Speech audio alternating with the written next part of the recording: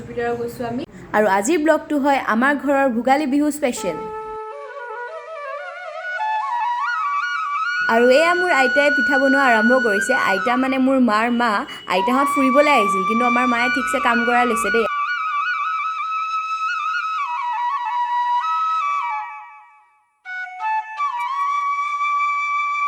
এয়া মায়ে গৰম গৰম মাছ ভাজিব আৰম্ভ কৰিছে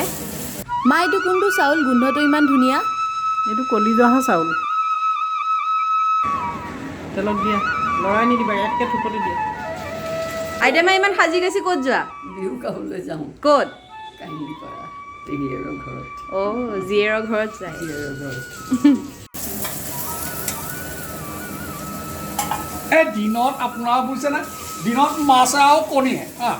ৰাতিলৈ মাংস আৰু পোলাও হয় তেনেকৈ ভোগালীটো আৰু পাৰ কৰিম বুলি ভাবিছোঁ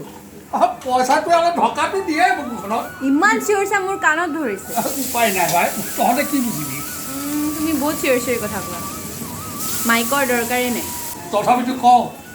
উৰুকাই ফূৰ্তি কৰিবলৈ যিমানে দুখ নহওক যিমানে যি নহওক অলৱেজ আমি বস্তু হেৰিবিলাক চেলিব্ৰেট কৰিব লাগে তেতিয়া মনবিলাক বিৰাট ভাল লাগে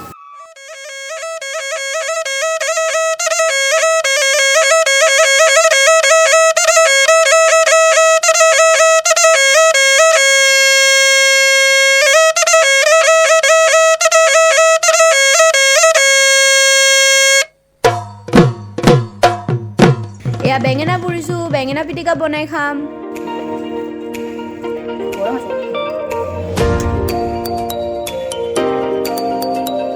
আৰু এয়া আমাৰ দুপৰীয়াৰ আহাৰ ৰেডি হৈ গৈছে ভাত মাছৰ তৰকাৰী কণী বেঙেনা পোৰা এতিয়া খোৱাহে কথা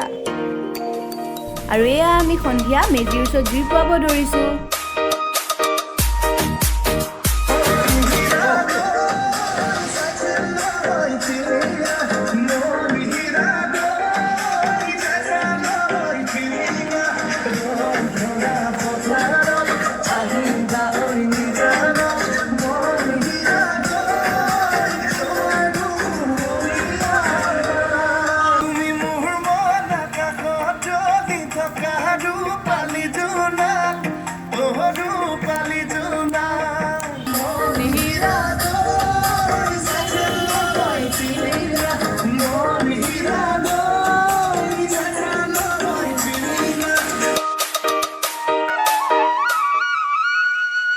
আৰু এয়া ৰাতিপুৱা গা পা ধুই আমি মেজি জ্বলাবলৈ সাজু হৈছোঁ এয়া তিল চাউল দি অগ্নি দেৱতাৰ ওচৰত সকলোৰে মংগল কামনা কৰিলোঁ